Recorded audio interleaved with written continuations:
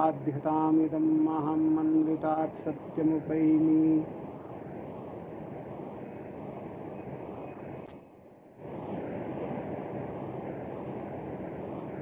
आज का विषय है, बहुत छोटा सा था, तब पंचतंत्र में पढ़ा था एक श्लोक,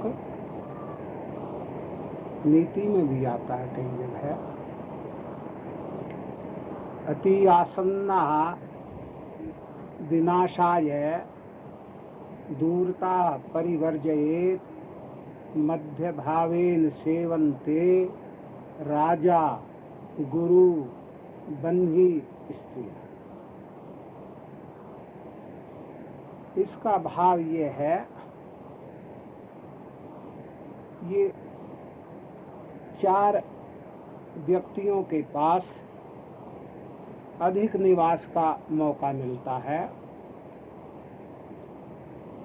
तो एक तो राजा, एक गुरु और एक सर्दी में अग्नि।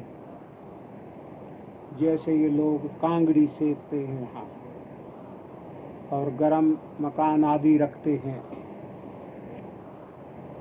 और गुरु कहते, गुरु का भी अधिक सेवन अच्छा नहीं होता। तो अति आसन्नः विनाशाय, राजा के पास अधिक बहुत रहना पड़ता हो तो कभी न कभी क्रोध आ जाएगा, निकाल देगा, अलग कर देगा, या कोई सजा दे देगा, या कुछ और कर देगा। तो इसलिए राजपुरुषों के संपर्क में भी अधिक निरंतर स्थायी रूप में रहने का निषेध किया है। और होता भी है ऐसा, कभी मेहरबान हो जाते हैं तो जागीर दे देते हैं, और कभी नाराज हो जाते हैं तो सबको तबाह करके जेल में डाल देते हैं। राजपुरुषों का कोई धर्म ईमान थोड़ा ही होता है। तो इसलिए राजा का भी अधिक सेवन नहीं करना चाहिए। फिर गुरु की बात आती है। गुरु के संपर्क में भी बहुत अधिक, अगर कोई बहुत ही संयमी हो, उत्तंक जैसे ब्रह्मचारी, उत्तंक 90 साल रहा था गुरु के संपर्क में, और तो उसके इतिहास की बात नहीं आती, पर एक अंतिम की आती है। उपमन्यु भी बहुत काल रहा था, 45 वर्ष गुरु के पास रहा था। सत्यकाम भी बहुत वर्ष रहा था। तो इन बहुत से आचार्यों की ऐसी आती है। अब गुरु के पास शायद मुझे भी रहना पड़ जाता ज्यादा। मैं तो पहले गुरु के पास रहा, हमारे से गलती हो गई थी, अपराध हो गया था। वो हमारी कुछ पहली जिंदगी, उस वक्त स्वामी दयानंद का बहुत प्रचार था और थोड़े वर्ष ही उसको गुजरे हुए हो गए। जैसे आजकल सर्वत्र योग का प्रचार है, उस वक्त दयानंद जी ने सब धर्मों का, सब मजहबों का खंडन किया और एकदम खलबली सी मची हुई थी। और कुछ जो सताए थे धर्मों से या दूसरों एक दूसरे मजहब से, वो सब उनके पैरोकार बन गए। तो आर्य समाज का बड़ा प्रचार था। तो मेरे भी संस्कार, तर्क बुद्धि, उनके ग्रंथ पढ़े थे मैंने, उस तर्क बुद्धि भी पैदा हो गई थी। तो जिन गुरु महाराज के पास यहाँ योग सीखा करते थे हम कश्मीर में, कंगन में पढ़े, तो हमें उन पर भी विश्वास नहीं होता था। वो हमारे लिए 1 घंटे में इतनी तीव्र उनकी गति थी कि 1 घंटे में वो हमारे लिए राशन रोज ला दिया था। 10 छटाक चावल और इतना मक्खन 1 छटाक और थोड़ा सा नमक। हम उस 10 छटाक चावल को एक मिट्टी की हंडी ला कर दी हुई थी, उसमें बाल लिया करते थे और वहाँ गुफा में हम रहते थे। एक नदी थी, दरिया था यही गांधरबल का जो उधर से आता है ऊपर से सुनमरग की तरफ से। तो वहाँ पत्थर हमने रखे हुए थे शिला, उन पर वो चावल गुरु को भी डाल रख दिया करते थे, अपने भी उन पर रख के खा लिया। 1 महीने कठिन साधना का वहाँ मौका मिला, तो हमें उन पर इतना विश्वास नहीं था कि इतनी जल्दी ये कैसे ले आते हैं। 1 घंटे के अंदर 8 मील से चावल आना जाना इनका 16 मील होता है, और 1 घंटे में कैसे ले आते। तो एक दिन हमने कहा कि महाराज हमें भी ले लो। कहने लगे बच्चा देर लग जाएगी तुम्हें। अगर नहीं महाराज, हम अपने मन की खोटी बात तो नहीं बता रहे थे, वो तो सब भांप रहे थे, तो उनको भी गुरु को भी धोखा दे रहे थे। तो कहने लगे बेटा तुमको देर लग जाएगी। मैंने कहा महाराज दिल करता है। अच्छा चलो दिल करता है। हमें जाने में 8 मील था, 2.5 घंटे के करीब लगे, 2.5 आने में 2.5 जाने में। तो खैर उसकी सजा उन्होंने दी हमको। क्या दी कि बस दूसरे दिन ही हमारी स्थिति क्या हो चुकी थी तब तक कि 12 घंटे की समाधि हमारी शून्यता में हम चले जाते। गायत्री मंत्र के जाप से शुरू करना और अंत में ओम पर आ जाना, और ओम को भी छोड़ करके शून्यता में चले जाना। तो ऐसी स्थिति हमारी वहां बन गई थी। पहले सप्ताह में पूरी गायत्री का जाप कराया, दूसरे सप्ताह में तत्सवितुर्वरेण्यम के आगे का मंत्र छुटवा दिया, और दूसरे सप्ताह में 3 व्याहृति रह गई, और तीसरे सप्ताह में ओम ही रह गया, और चौथे में वो भी खत्म करा दिया और समाधि में ले गए, शून्य समाधि में। तो इतना ऊंचा उनका मनोबल शक्ति थी। एक दिन और हमारे से गलती हुई कि हम बैठे बैठे तंग से आ गए थे। एकदम हमने कहा गुरुजी आज इस पहाड़ पर घूमिया में। अब नहीं बेटा क्या करोगे, घूम सारी जिंदगी घूम घूम कर भटक भटक कर अभी तक तुम तृप्त नहीं हुए। अब तक जीवन में करा क्या, भटकते ही तो रहे हो, पहला मौका मिला है। तो मैं क्या अच्छी बात है, उसने तुम्हारा दिल करता है। हाँ दिल तो करता है। चलो फिर दिल करता है। हमने अपने डंडे उठाए, पहाड़ी पर जाना था, तो जानवर जूनवर तंग करे कुछ होगा। तो कहने लगे डंडे क्या करोगे। हमने कहा कोई भालू भूलू आ जाए, जंगल में जा रहे हैं तो हिफाजत करेंगे। अच्छा अब वो आगे आगे जा रहे हैं। जब हम कोई ऐसे सीधी पहाड़ी पर चल रहे थे, वहां से कोई हम 1 फरलांग भी नहीं गए होंगे, शायद फरलांग ही गए होंगे, तो ऊपर से एक भालू आ रहा था। तो भालू क्या नाम आन करके सामने खड़ा हो गया। हमने डंडे वंडे संभाले। कहने लगे अरे बच्चों ये डंडों से तुम्हारे।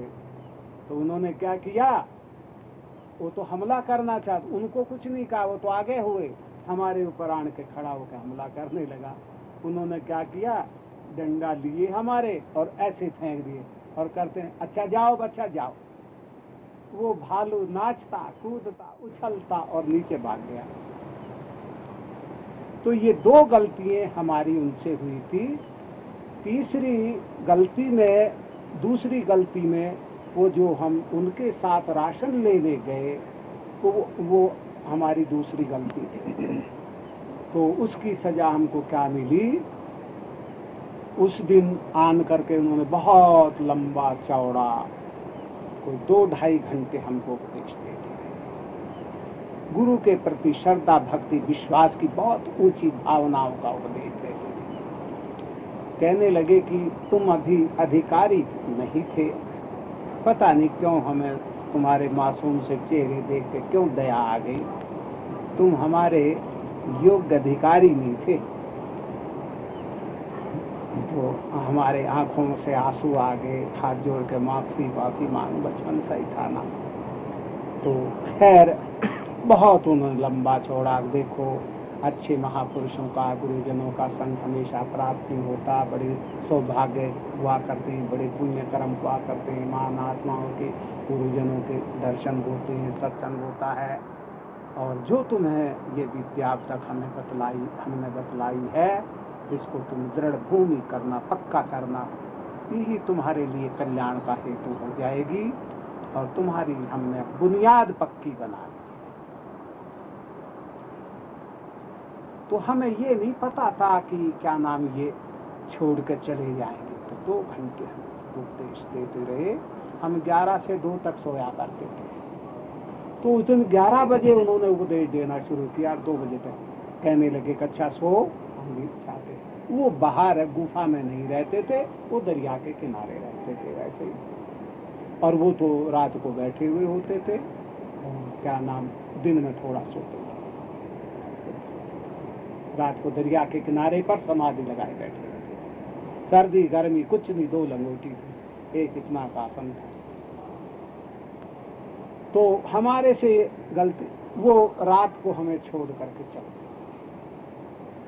तो कहने का तात्पर्य ये है कि अगर गुरु के संपर्क में रहने का बहुत अवसर मौका मिले तो अपने को मार करके सब कुछ गुरु के समर्पण करके अगर रहा जाए तो तब पूरी सफलता की संभावना है। अगर शायद हमारे से वो गलती ना होती, मूर्खता ना होती, तो शायद पता नहीं हमें वो किस स्थिति में ले जाते, क्या करते और क्या करते। तो कुछ हम तो जाकर सोने लगे तो हमें नींद नहीं आ रही। तो थोड़ी देर के बाद, आधे घंटे के बाद देखा कि हमने क्या गुरुजी से पूछा, आज तो नींद भी नहीं आती है। वहां नहीं चले। हमने सोना खाना पीना छोड़ करके सोनमर्ग वगैरह के जंगलों में, उनमें 2.5-3 महीने टकरे मारते रहे, घूमते रहे, कहीं मिल जाए उनसे अपराधों की क्षमा मांग रहे। तो कहने का तात्पर्य ये है, अति आसन्ना विनाशाय। गुरु का भी अगर बहुत सेवन करना हो तो समर्पण करके सेवन किया जाए तो ज्यादा लाभदायक होता। ज्यादा शिष्य ने गुरु के हृदय को जीतना होता। गुरु तो जीता ही करते हैं, पर शिष्य भी अपनी श्रद्धा भक्ति विश्वास की भावना से गुरु के हृदय को जीता करता, उसमें स्थान बनाया करता है। तो इसलिए ये जो यहाँ कहा है बिल्कुल ठीक कहा है नीतिकारों ने, शास्त्रकारों ने, कि मध्य भावेन सेवन के, थोड़ा थोड़ा सेवन करना चाहिए। स्थायी काल तक निरंतर बहुत देर तक गया सेवन करने से बस वही क्रोध आदि की या कोई ऐसी बातों की संभावना हो सकती है, और क्या होगा। तो राजा भी मेहरबान होता तो स्टेट की स्टेट दे देता, नाराज होता तो जेल में भी डाल दिया करता। कोई भी हो, उसका अपना सका कोई भी होता, सब अपने होते। तो इसलिए गुरु का भी संपर्क है, थोड़ी सी भी विद्या। अब उस विद्या को हम उनके 14 वर्ष साधना करते थे। फिर कुछ हमें शून्य समाधि तो हमारी बड़ी लंबी हो गई थी, कई दिन की भी बन गई थी। वो ब्रह्मचारी तो चला गया था, वो तो खत्म हो गया था 1 साल के बाद ही। मैं लगा रहा कटिबद्ध होकर। तो मैं 4 दिन का भी अभ्यास शून्यता का बना, तो ज्ञान मान कुछ नहीं। फिर चित्त में संस्कार पैदा हुआ कि अगर इस प्रकार की शून्य समाधि 4 दिन की बजाय 4 वर्ष की भी हो जाए तो उसका लाभ क्या होगा।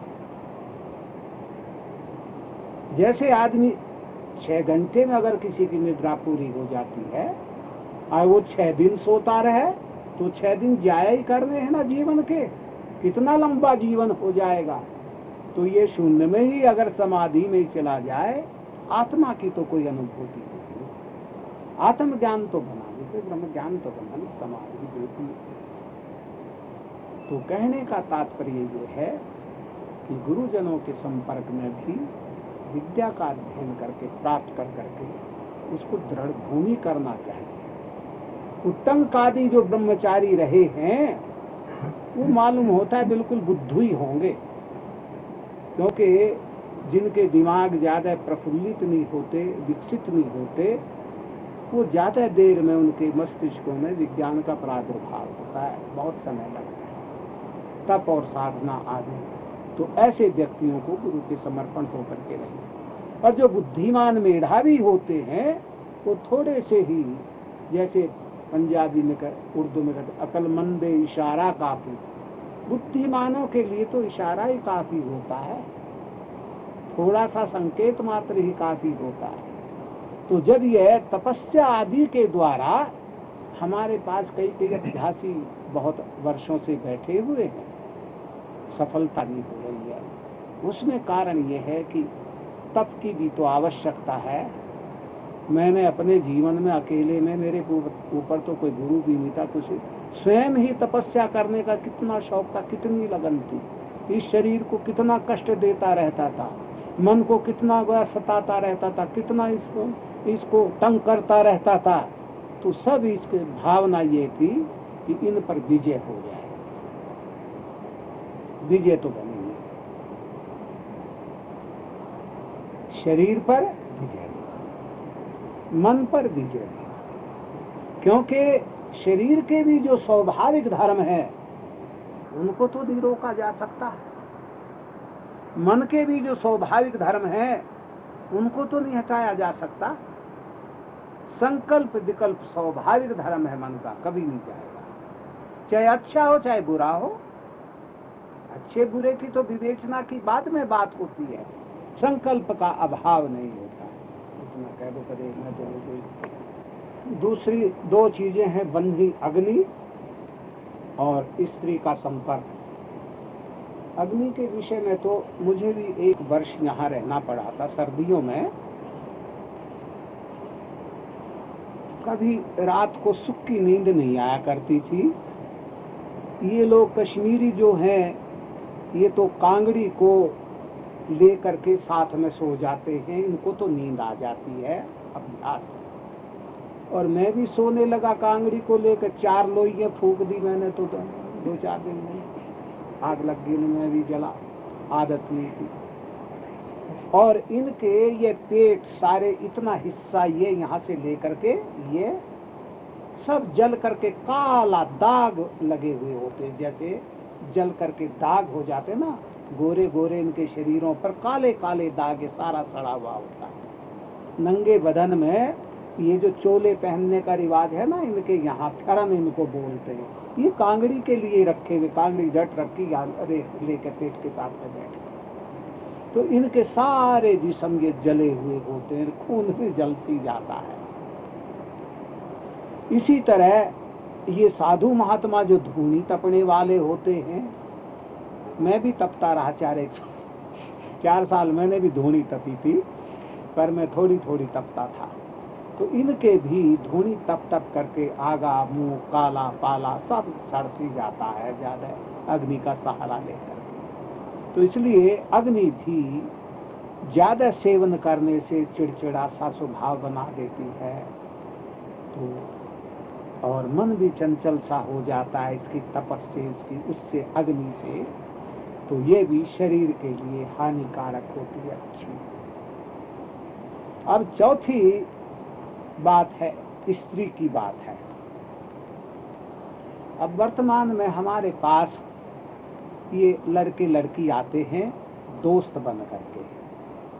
मुझे तो विश्वास नहीं होता कि एक लड़की वहाँ की आगे एक वहाँ की चल दिए दोस्त बन करके ये पूर्ण रूप से ब्रह्मचर्य का पालन कर सकें, जैसे कि एक ब्रह्मचर्य का जीवन होना चाहिए।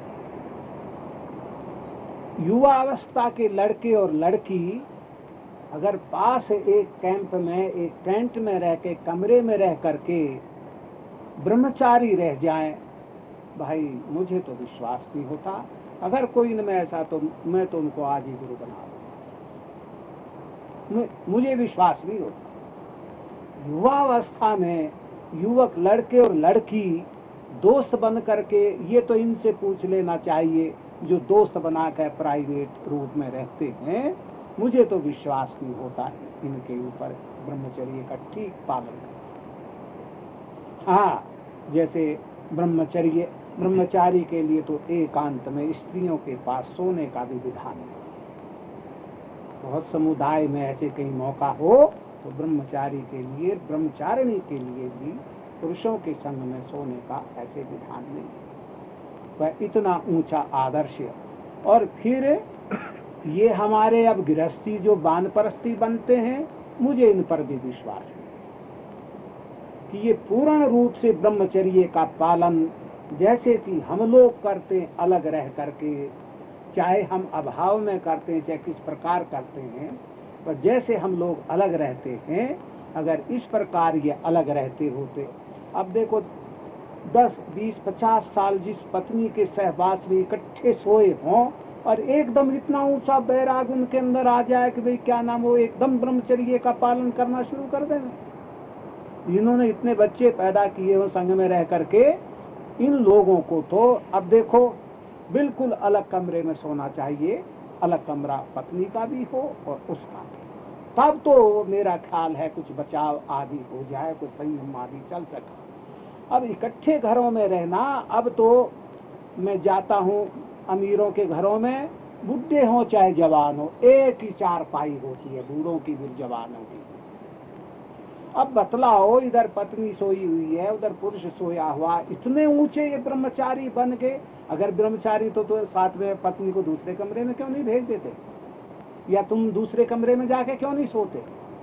इतना तुम्हारा अनुराग है, इतना तुम्हारा स्नेह या प्यार है एक दूसरे से, मुझे तो समझ में नहीं आता भाई किस तरह ब्रह्मचर्य का पालन कर सकेंगे।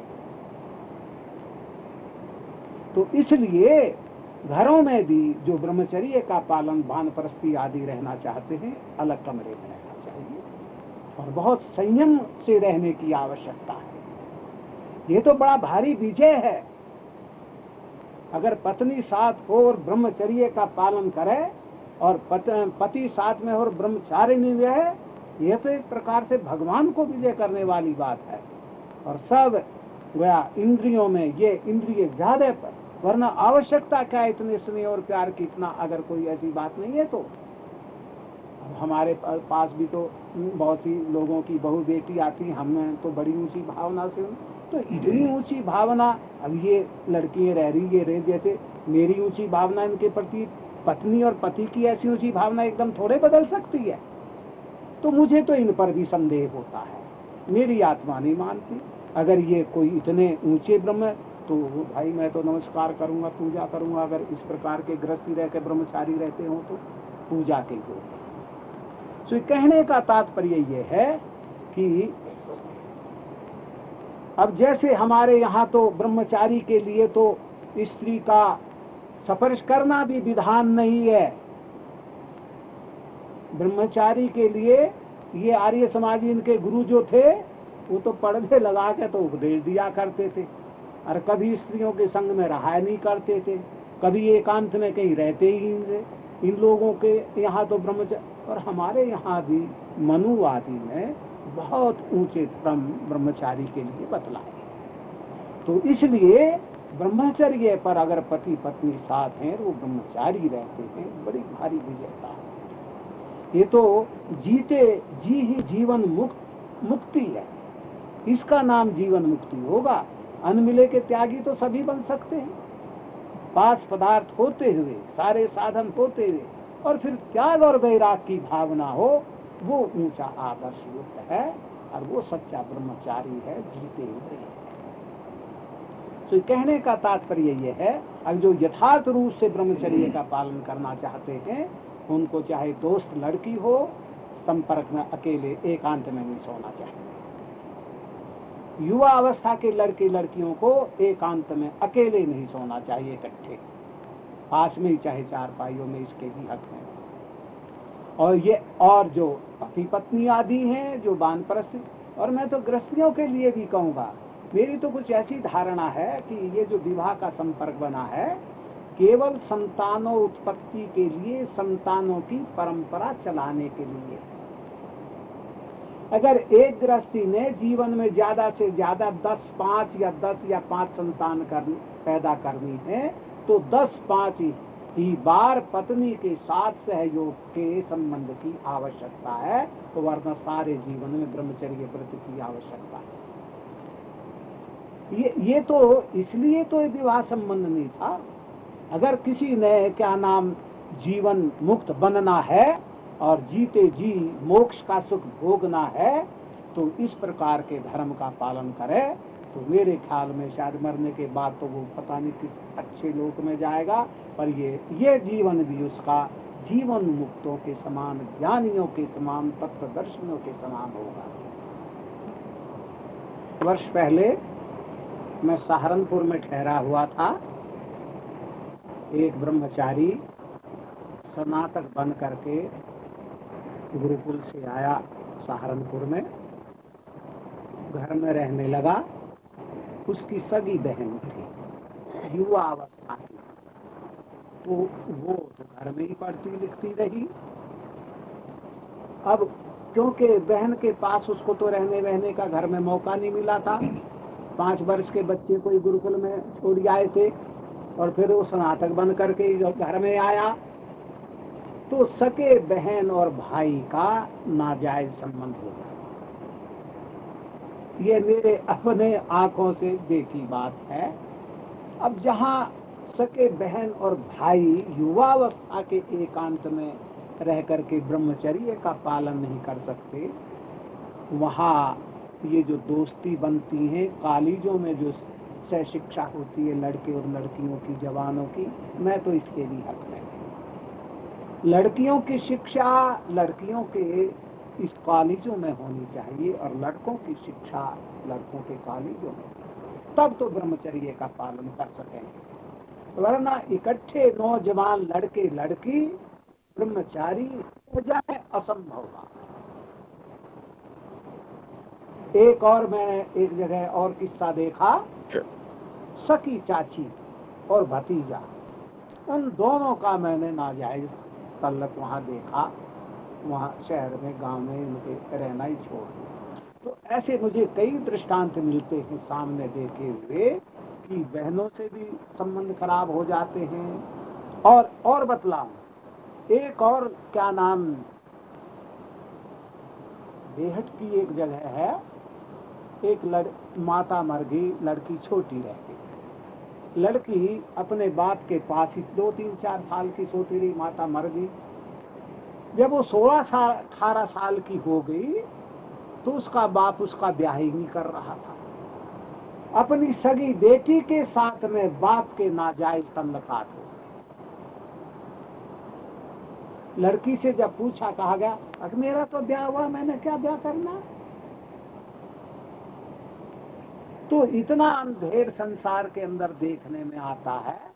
भाई ये जो परस्ती कहते हैं, पति पत्नी साथ रहते हैं, इस तरह इकट्ठे सोते हो, इकट्ठे रहते हो, मुझे तो विश्वास है। जो नौजवान लड़के लड़कियां के इकट्ठे होकर के रहते हो, मुझे तो उन पर भी विश्वास है। अगर रहते हैं तो वो वंदनीय है, नमस्कार के योग्य है।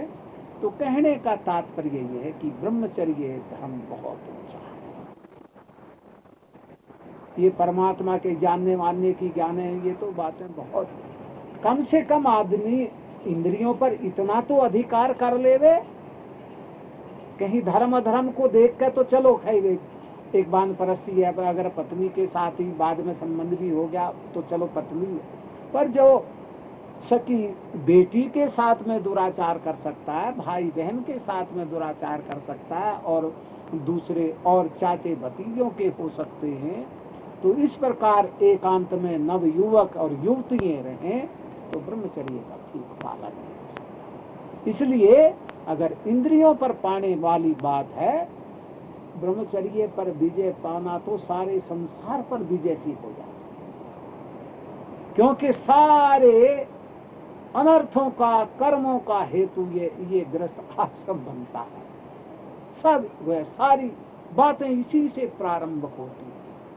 तो कोई अगर ऐसा ब्रह्म, जैसा मनु ने विधान ऐसा किया है, मनु ने 10 संतानों की तो आज्ञा दी है।